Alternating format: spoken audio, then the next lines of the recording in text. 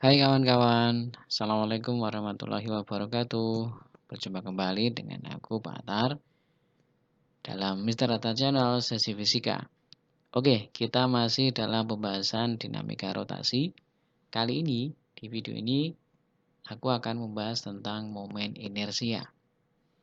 Nah, apa saja yang kita bahas dalam video ini? 1. Pengertian momen inersia. 2. Rumus menghitung momen inersia. 3. Momen inersia pada benda tegar. Dan 4 adalah contoh persoalan tentang momen inersia. Oke ya. Yang pertama, kita bahas dulu tentang pengertian momen inersia. Jadi, kita awali dari momen inersia partikel dulu ya. Nah, sekarang perhatikan gambar yang ada di sebelah kiri ini ya. Ini saya punya benda bermasa M. Kemudian di sini ada sumbu putar, gitu ya. Antara benda dengan sumbu putar, dia memiliki jarak sebesar R. Nah, jika sebuah partikel bermasa M yang sedang melakukan gerak rotasi atau gerak orbital pada jari-jari R memiliki momen inersia sebesar, nah ini ya. Jadi kalau ada benda bermasa M dan dia berputar, ya, bergerak rotasi atau bergerak dengan orbital tertentu dan punya jarak sebesar R terhadap sumbu putar, maka benda ini memiliki yang namanya momen inersia. Simbolnya adalah I. Nah, besarnya dihitung dengan rumus I sama dengan M kali R kuadrat. Jadi momen inersia itu adalah perkalian antara massa benda itu dengan jarak benda dikuadratkan. Gitu ya. Kalau kita lihat keterangannya, I sama dengan momen inersia kilogram meter kuadrat. M itu adalah massa partikel kilogram dan R itu adalah jari-jari lintasannya. Gitu ya. Kemudian berikutnya ada yang namanya momen inersia benda tegar. Wah, ini pasti ada pertanyaan, apa sih benda tegar itu? Oke, tenang kawan-kawan. Benda tegar adalah benda yang tidak mengalami perubahan bentuk atau volume akibat bekerjanya gaya pada benda tersebut. Jadi, benda tegar itu dia benda yang tidak berubah ketika ada gaya bekerja padanya atau pada benda tersebut. Itu istilah benda tegar dalam konsep momen inersia. Nah, khusus untuk benda tegar ini nanti ada beberapa jenis, teman-teman. Ya. Yang pertama, ada benda tegar berbentuk batang homogen. Ya, jadi ada berbentuk batang homogen. Homogen di sini berarti dia ukurannya serba sama ya, atau dia terbuat dari jenis yang sama, rata di seluruh bagian batang ini. Nah, untuk batang homogen nanti dipecah menjadi dua, teman-teman. Yang pertama adalah melalui titik tengah dan tegak lurus batang ya, untuk sumbu rotasinya. Yang kedua, batang homogen dengan sumbu rotasi melalui tepi salah satu sisi. Teman-teman bisa lihat di gambar di kolom keempat ini ya. Jadi ada batang homogen, kemudian poros dia berputar itu adalah melalui titik tengah batang dan tegak lurus dengan batang porosnya itu. Jika ada batang sepanjang L dan memiliki massa sebesar M kilogram dan dia diputar seperti posisi sekarang ini, maka batang ini memiliki I sebesar 1/12 ml kuadrat.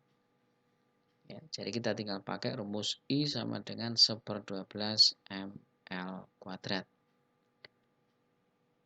Untuk yang kedua, batang homogen melalui tepi salah satu sisi. Gambarnya gimana, Pak?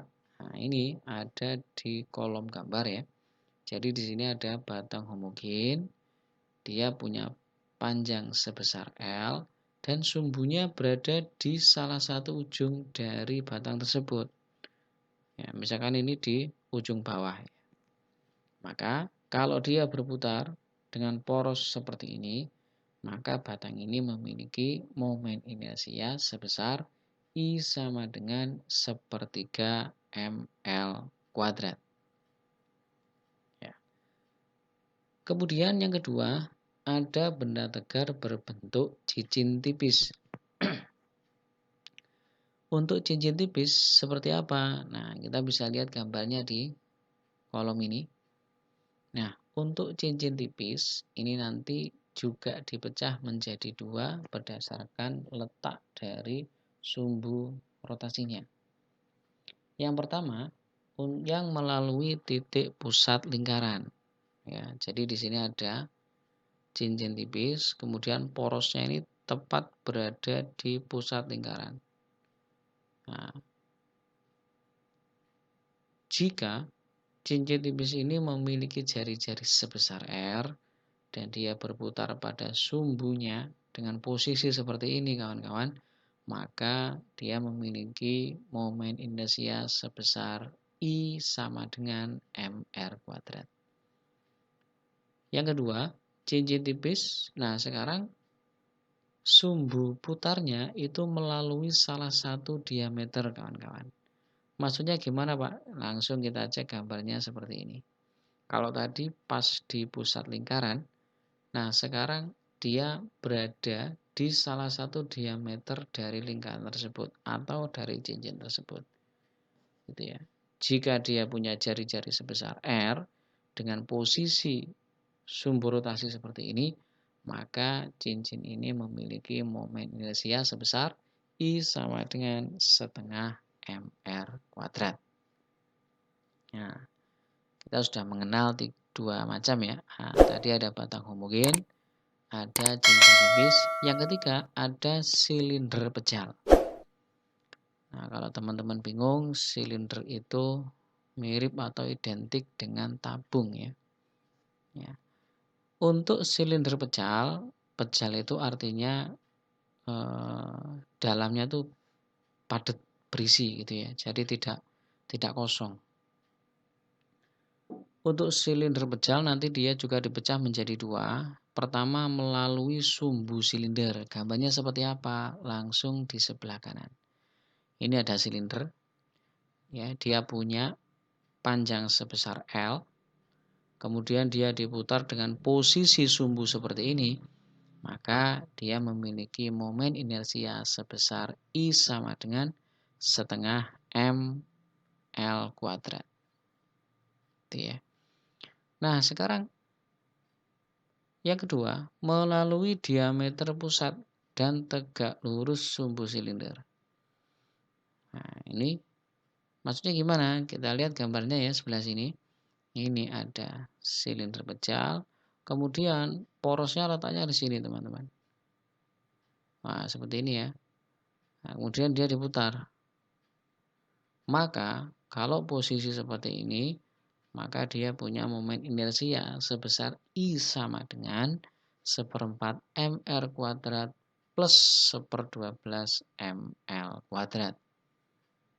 Ya, jadi ada silinder pejal dengan keadaan seperti itu. Kemudian ada silinder berungga, teman-teman. Nah, kalau tadi silinder pejal, sekarang berungga. Kalau berungga berarti nanti dia di tengahnya itu ada ruangannya ya, ada space-nya. Nah, jika sumbunya itu melalui sumbu silinder, nah letaknya di mana? Di tengah-tengah sini ya. Nah, ini adalah letak dari sumbu silinder ya. Kemudian kalau kita perhatikan di sini ada dua R ya. R pertama itu adalah dari sumbu ke sini tepi yang dalam, kemudian dari sumbu ke tepi yang luar. Nah, kalau dia berputar, maka dia punya momen inersia sebesar I sama dengan setengah M kali R1 kuadrat plus R2 kuadrat. Nomor 5 ada bola pejal. Jadi bola pejal itu bola yang isinya di dalamnya itu padat. Jika dia berputar atau berotasi melalui salah satu diameter sumbunya, ya, maka dia punya momen inersia sebesar I sama dengan 2/5 mr kuadrat. Kemudian yang nomor 6 ada bola berungga. Kalau tadi ada bola pejal ya kawan-kawan, sekarang ada bola berungga. Bola berungga itu berarti di tengahnya kosong, tidak ada isinya. Kalau dia berputar dengan poros melalui salah satu diameter, nah contohnya pada gambar seperti ini ya, maka dia memiliki momen inersia sebesar I sama dengan 2/3 mr kuadrat. Ya. Sekarang contoh soalnya kawan-kawan. Oke. Perhatikan gambar berikut. Nah, di sini saya punya benda bermasa M. Kemudian di sini ada sumbu putar, ya kita namakan XY gitu aja ya. Nah, ceritanya seperti ini. Sebuah kelereng memiliki massa 100 gram dihubungkan dengan seutas tali yang panjangnya 20 cm seperti pada gambar. Berapakah momen inersia bola terhadap sumbu XY tersebut? Ya. Jadi yang warna merah ini adalah kelereng, teman-teman. Bagaimana cara kita mencari momen inersianya? Gampang saja. Nah, pertama apa? Kita list dulu atau kita data dulu apa yang diketahui di soal. Ini sudah saya tulis. 1, ya. Apa? Massa dari kelereng sebesar 100 gram. Yang kedua apa? R. R itu adalah jarak antara sumbu putar dengan M atau dengan kelereng tadi. Nilainya berapa? 20 cm. Kalau kita ingin mencari berapa momen inersianya, kita tulis I sama dengan apa? mr kuadrat. Masanya 100 gram, kita jadikan kilo, jadinya 0,1. Kemudian R kuadrat, R-nya jaraknya berapa? 20 cm, jadikan meter, jadinya berapa? 0,2 dikuadratkan. Maka kita ketemu I pada kasus ini sama dengan 4 kali 10 pangkat 3 kilogram meter persegi. Ya. Berikutnya, contoh yang kedua. Perhatikan gambar berikut ini. Berapakah besar momen inersia bola pejal jika bola pejal itu memiliki massa 15 kg dan berjari-jari 0,1 meter? Jika sumbu rotasi berada di pusat bola tersebut. Nah, jadi saya punya apa ini? Bola pejal, kawan-kawan. Kemudian sumbunya berada di salah satu sisinya ini atau di pusat ya, maaf. Nah, apa saja yang kita punya dari soal ini? Yang pertama apa? Massa dari bola pejal.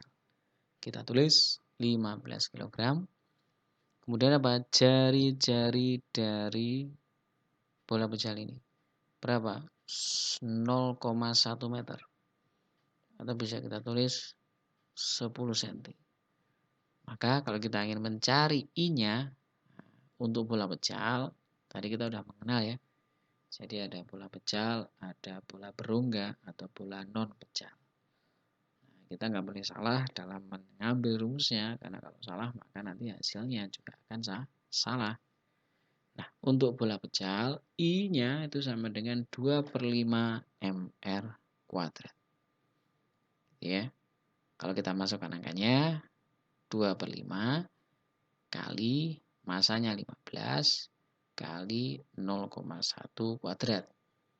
Maka kita ketemu angka 0,06 kg meter persegi.